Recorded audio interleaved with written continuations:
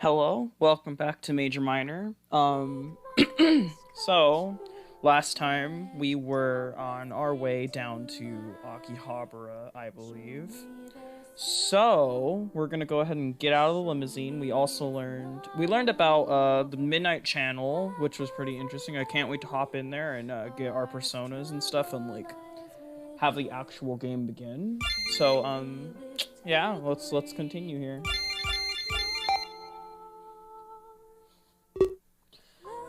Before I stepped out of the limo, I was scared. Rook didn't exactly instill us with confidence. However, upon seeing Akihabara, that all changed. I've looked at pictures before, seen things online, but like with anything else, pictures don't suffice. Well, Well, what do you think? It's stunning! I almost don't believe it! It's prettier than I ever could have imagined! So, where are you taking us? I noticed that Rook quickly scurries off. Is he running away? Well, you two couldn't decide, right? So, Rook and myself have decided for you. We're going to a place called Arcadia. Yo, Life is Strange? There's all manner of video games there. They specialize in those arcade cabinets, too. Arcadia?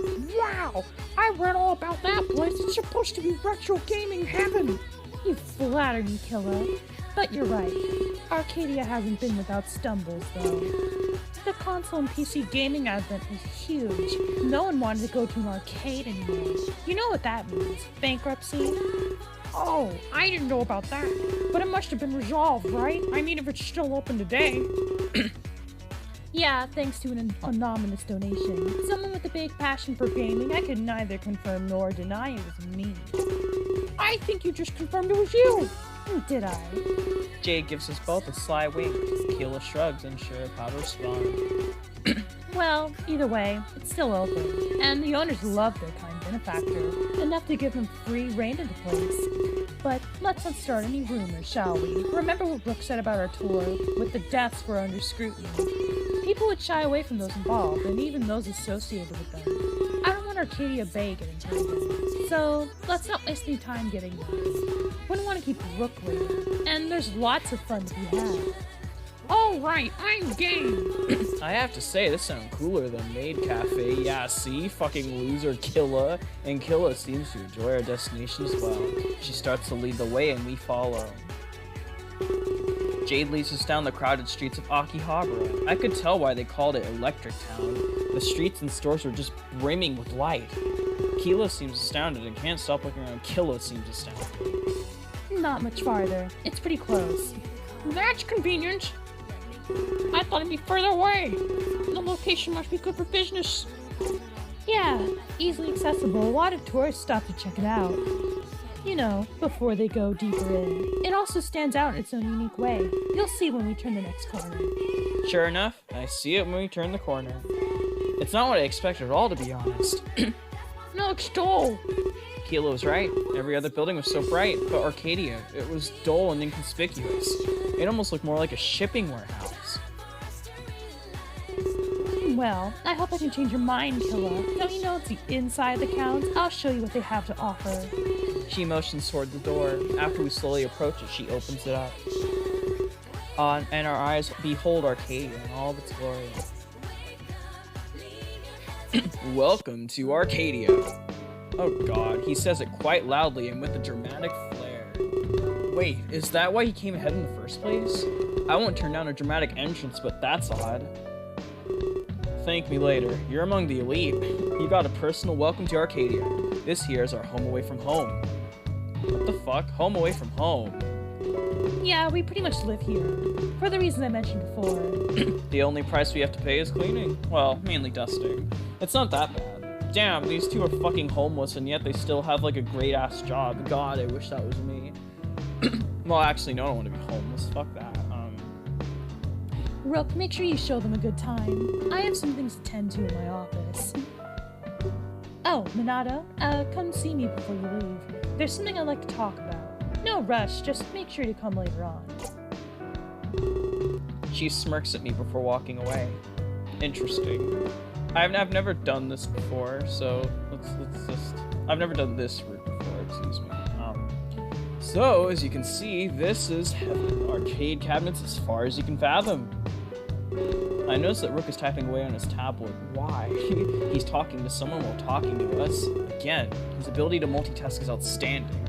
Well, that's not exactly, like, powerful. I think most people can do that. I guess our main character has, like, the brain capacity of, like, a peanut, though, so... Wow, that's not even an understatement. Hey, Rook, you have Black Road Baller too? Of course we do. We're not rookies.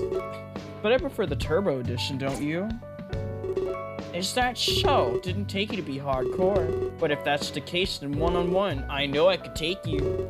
Years of practice. It's out of order. What? Both of them are?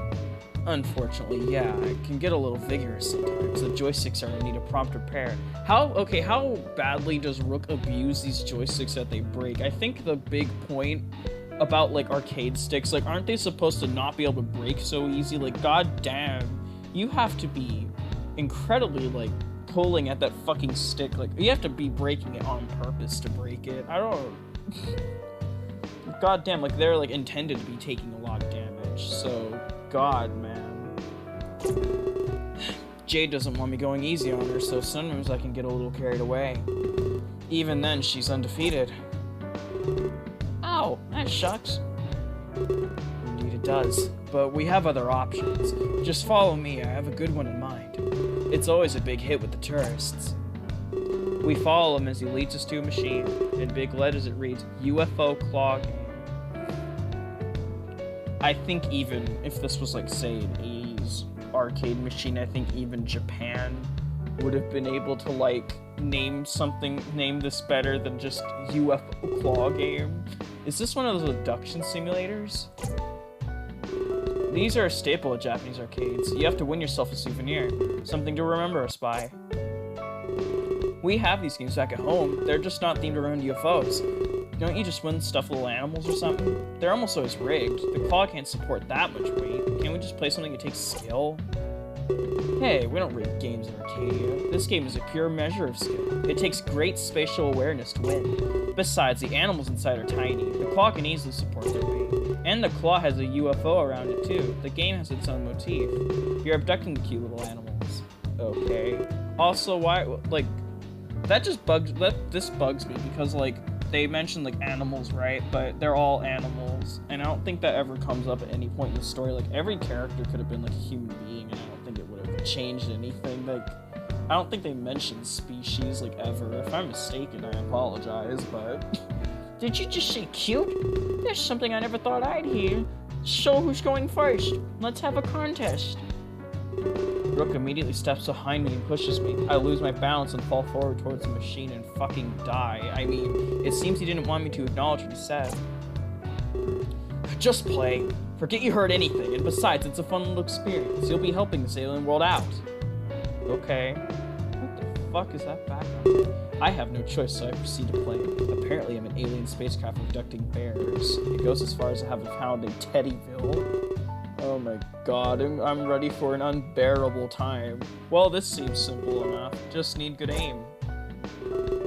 Killa and Rook watch me with extreme intensity. You'd think they were spectating an Olympic sport. My tongue slips out of my mouth as I get more precise. After lighting up the claw, I press the red button. And I win. That was it? I see. It drops my prize into a chute with some fanfare. Well, I guess I won myself a little teddy bear. That was extremely anticlimactic. This game really attracts the tourists? Fucking bullshit. Congratulations, not many people win that easy. Take the prize, you've earned it. I nod and lean down, grabbing the small bear. It's extremely fluffy, but it seems cheaply made. Almost like it could fall apart at any moment. I guess those pretty cool. Not as intense as other games, though. I wish those joysticks weren't broken, fucking Rook. Well, that's life in an arcade. Most games are out of order. We don't have the luxury to pick and choose. Well, I mean, if you treated your fucking, like, things better, Rook, god. Keep that toy safe, Minato. You'll always remember winning big. Most people here leave here empty-handed. I don't think this qualifies as winning big, but... You know, in fact, I don't think this qualifies as winning at all. This isn't something I really want to keep. I wonder if maybe I should give it to Keeler, or perhaps it'll deepen my bond with Rook. Either way, I don't think it should stick with me. What should I do with the toy? You know what? Fuck Rook. I don't like him. Fuck Killa. He looks like a Jolly Rancher. I'm keeping this stupid bear. Go away. I just had to keep it to myself for now. Not everything has an immediate use. I don't want to seem like I don't value memories. I slip it in my pocket, keeping it for later. But before I can do anything, Rook's phone rings. His ears perk up and he promptly reaches for his pocket. Excuse me for a moment. This could be important. I must go, my curfew approaches. He leaves the spire cells while he takes the call. That was the first time today he left us alone. I expect him to be taking way more calls than that. He was definitely high up there in the showbiz. So, what do you think of this place? I think it's cool, but there's no food. Like, honestly, I'm famished. I nod in agreement as my stomach goes on to rumble. I don't think I've eaten in the last 12 hours. Of course, this was largely my fault. I denied service on the plane and on the train. I wonder if Jade has anything in her office. I remember that she wanted to see me before we left. It seems like I'd have the time to visit her now. Should I go see her, or should I stay with Killa? I'm gonna go meet up with Jade because, fuck you. I don't like Killa. Like, Jade is the best character in this current, trio of characters. So yeah, I let Killa know I'm going to go see Jade. He nods. I'm sure he understands. He has a whole arcade to entertain him while he waits. Probably for the best. Who knows how long Rook will be. I can try to win my own toy, I suppose.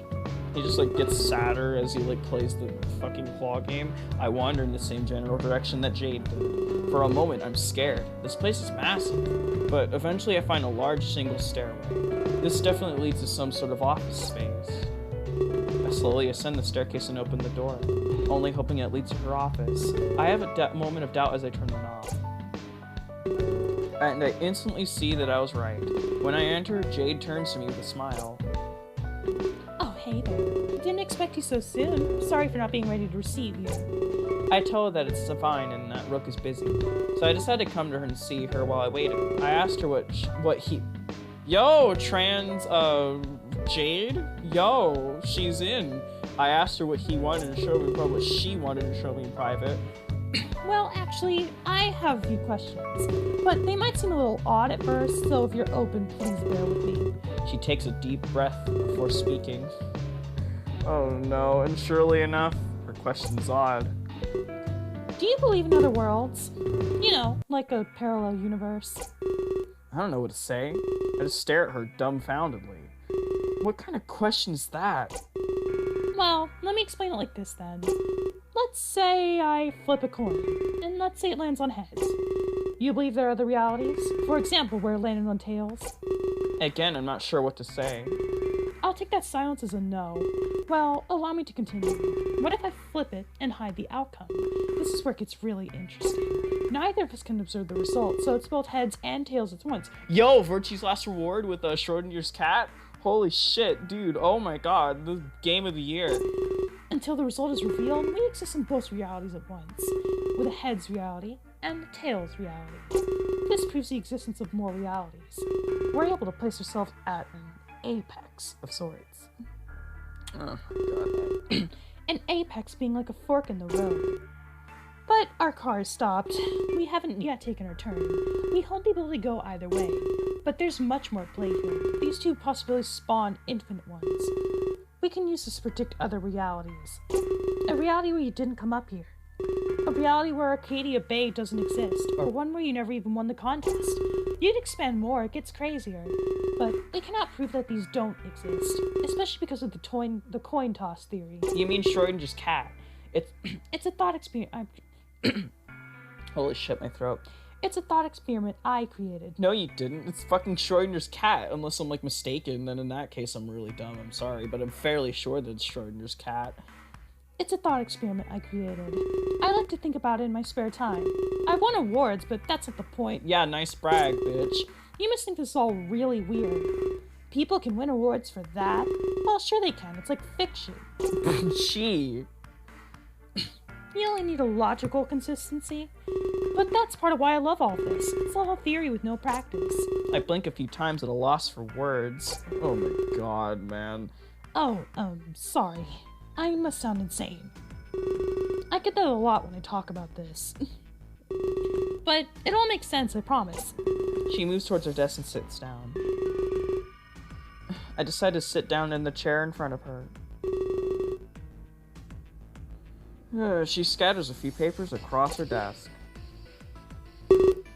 My studies are helping me find the truth.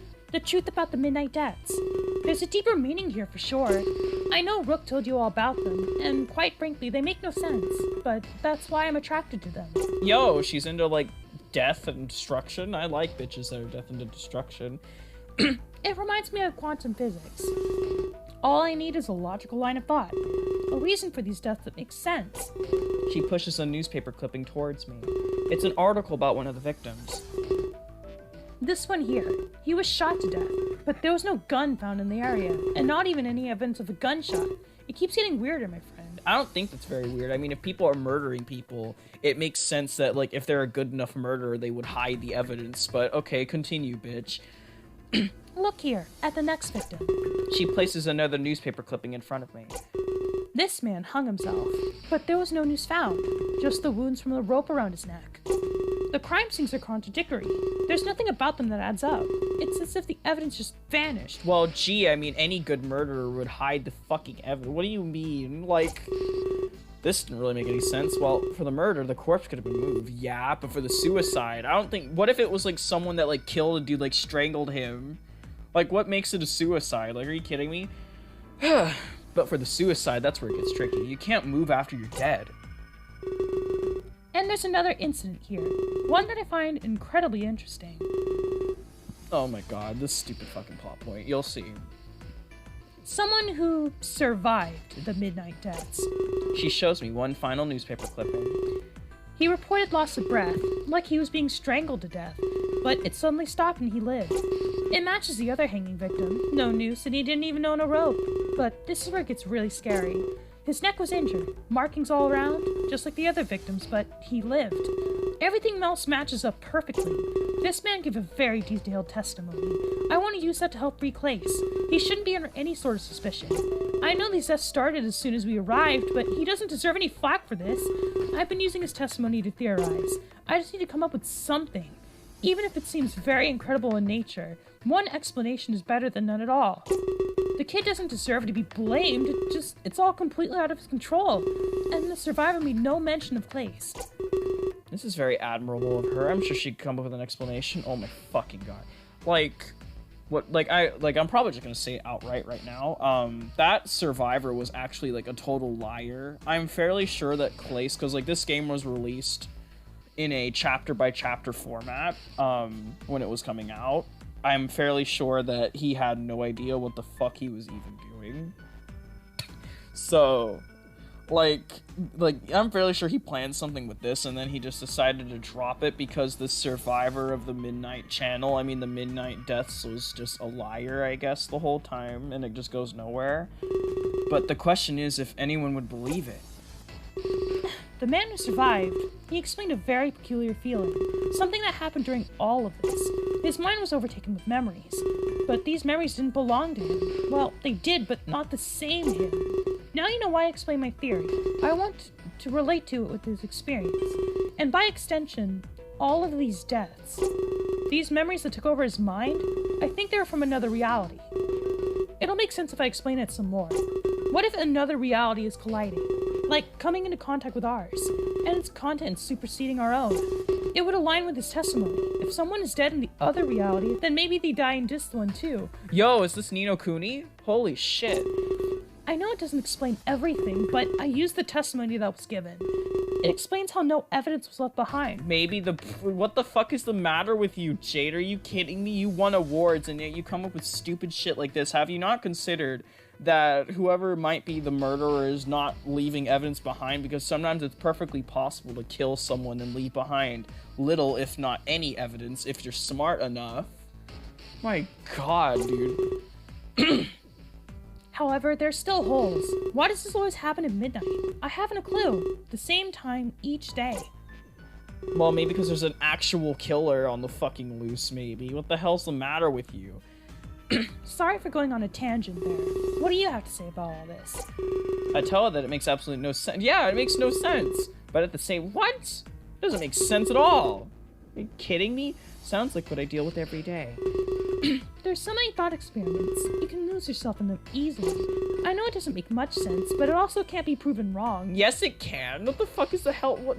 I don't like this character anymore. I liked her, but now she's just, like, coming off in this insane fucking Zero Escape sounding bitch. Like, I like Zero Escape, but they go on so long about, like, all these theories and shit, and sure, they end up true, but in her case, she's just completely wrong. Like, That's why I find it so interesting. interesting was an understatement. She was right, though. I couldn't prove her wrong. Yes, you could. She had a logical line of thought. No, she did not. So, that's what I wanted to talk about. I'm trying my hardest to save Klace. I don't want him under such scrutiny. It affects you as well. You still have to hide while you're here. There's a stigma attached to his name. I want everybody to be free. I don't think either party enjoys this. I thank her for her efforts, and for the interesting lesson as well. As weird as her theories were, she was sensible. No, she is not. She's probably the most insane person that we've met so far, like, legit, and that includes, like, the stupid assassins that don't kill anybody. I'll have to return to my studies for now. I feel like I'm close to a breakthrough, but I thank you for your time, Minato. She takes out her phone and places it on the table. Would you mind exchanging numbers? I'll be in touch if anything changes. Don't worry, I won't spam you. I oblige and we exchange information. You got Jade's contact information, even though nothing will be done with it whatsoever. Okay. I leave her to her studies and go back downstairs. Rook and Killa are nowhere to be found. I decide to ditch the arcade and look for them outside. Would you like to save your— Fuck yeah, I'd like to save my game. This is awful. You know, I thought Jade wasn't that bad, but now I understand that she's just a crazy psycho bitch that doesn't understand what logic is. Thank you, Jesus. You know what? We'll continue. We'll continue, like, a tad. Okay. Huh. It already got dark outside? Just how much time were we wasting in there? Oh well. Akihabara at nighttime was beautiful. It was lit up unlike anything I've ever seen. Did you enjoy your little date? I wouldn't really call it a date. I was just joking, Rook. No need to repeat it. Now I'm embarrassed. Killa was talking about me behind my back. Fucking backstabber bitch. I was right to not like you. That's new. I made a joke, and that's all it was, about you wanting to woo Jade. I'm sorry for doing that. I was rude. Funny, Jade wouldn't have any of that. She's far more interested in quantum physics and, like, coming up with ridiculous theories that make absolutely no fucking sense. I let Killa know that I don't stick my dick in crazy. And I accept his apology as well. Regardless, it made me laugh. Rebonded, or whatever you want to call it. That is, until something came up. Something came up. I didn't want to interrupt you two. We had no idea what you may have been doing. But I got a call. We're going to the hotel. Call? Wait, that's not so weird. Did I just hear him say that he bonded with Killa? I noticed that they're both holding takeout bags. No way, they got food without me? I can't explain the specifics right now, but it involves your safety, both of you. So I need to take you both to the hotel. Yeah, it all seemed very important. We discussed it over some dinner. Without me. Damn it, I'm hungry. Good news though, we're really close. It's just a short walk away. Make sure to book a convenient location. I'll tell you a little more tomorrow, but right now, safety is priority. I take his word for it and try to not object. A lecture from Rook is not what I wanted about now. He starts to lead us down the street. He starts to lead us down the street. I'm like dying. I'm like... It doesn't take much longer until we get to the hotel. Why is the text box like that all of a sudden? It's weird. Well, this is it. I hope you enjoy your stay. Your room is 217. Here are your key cards. It shouldn't be too hard to find. He hands us both our key cards. Wow, this place is massive. What kind of amenities does it have? Well, you'll each have your own beds. There's a hot tub, a bed, and a shower. I hope I never see Killa in any of those situations. You even get your own masseuse. A personal masseuse? Wow, I sure could go for a massage. This is crazy. I feel like a millionaire. I wonder who else is staying here. If this is the hotel where contest winners stay, there must be all sorts of celebrities present. I hope you two enjoy it. You have no idea how much this costs, really. Not too much, I hope. Be up at 9 a.m. sharp. I'll come to get you in the morning. And if it's not me, it'll be Jade. You'll get to meet more of the team. Plus, you'll experience a backstage life. There's lots of food, just so you know. Food? Yes, finally! That's all I wanted to hear. Killa excitedly runs to the hotel room doors. I decide to give chase. I wouldn't want to get lost. But before I can catch up, Rook decides to stop me. Hey, hold up a second.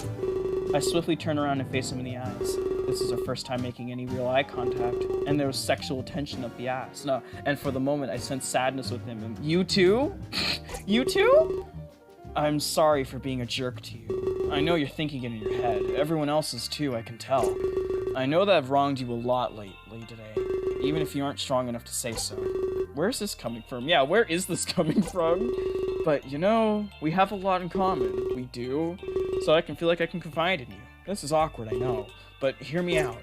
A lot of the stuff I say, I'm joking. But apparently they're only funny to me. I end up offending or judging everyone else. Yeah, Rook, I can't believe saying fuck black people really offends everyone else in the room. That much was clear already. I hope that Jade doesn't become like this, especially since Rook was teaching her humor. I just wish I was understood. Half the time I have to bite my tongue. I'm scared I'll hurt people.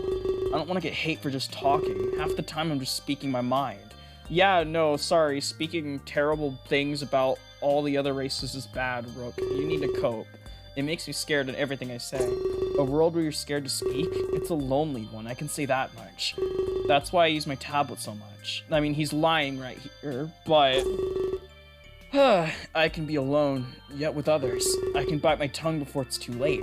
It gives me a filter, if that makes sense. And you know, this wasn't always the case. He stares at me like I've done something horribly wrong. But as far as I can tell, I didn't. This outburst is all on him. Yeah, it is all out on him. He pulls out his phone and starts typing on it. He's texting me? I'm literally standing right here. I pull out my phone to see what he said. I used to be one of the #1 hosts in Akihabara. I worked in a maid cafe. That's right, don't laugh or else I'll fucking kill you. He used to work in a maid cafe? That's fucking bizarre. I stare him directly in the eyes with a serious look. I want him to know that I'm handling this with respect. He nods and starts typing on his phone again. But I lost someone close to me, and that just changes your outlook on life, you know? Someone close to him died? I wonder who that could have been. I maintain eye contact with him. After a few moments, his eyes went up. When they died, one of the most cheerful hosts in all of Japan turned into a cynical, withdrawn jerk. Man, Squidward's backstory in this, like, remake of this fucking game is incredibly, like, sad. Thank you, Return to Bikini Bottom. So he's saying he didn't always act like this? He must have lost someone very important. I mean, to impact his, like, personality so much. He shuffles away awkwardly as he sends the next message.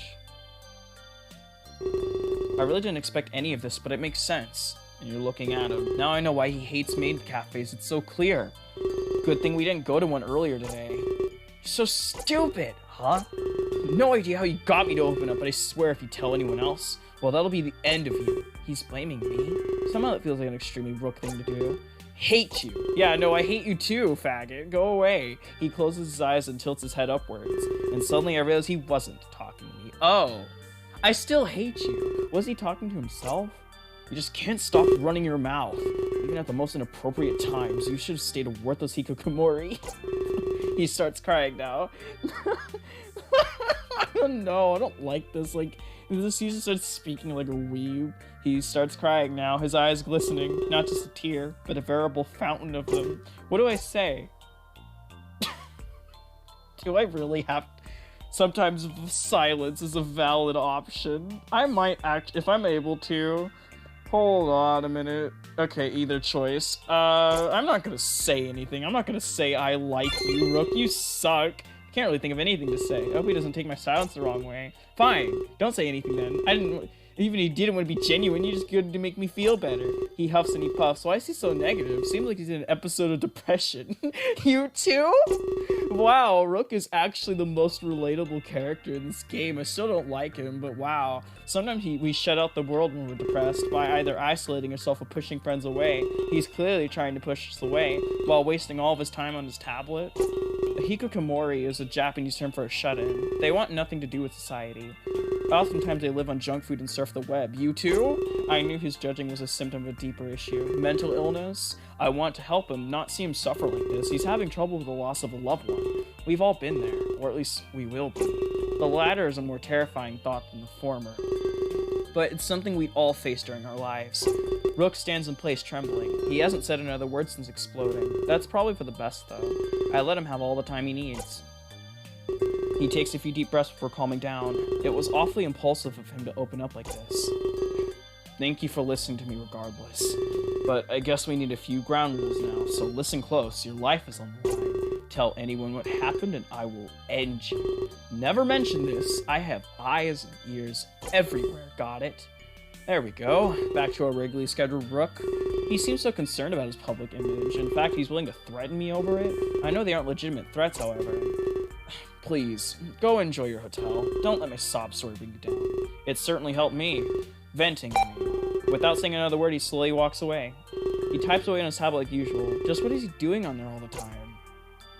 I decided to find my way to our hotel room. I was a little worried and anxious about what happened, but all my worry is washed away when I enter the room. Yeah, I'm going to save my game and end the episode here because Rook makes me very tired and just, ugh. So yeah, thanks for watching this episode of Major Minor. I'll see you later. Bye.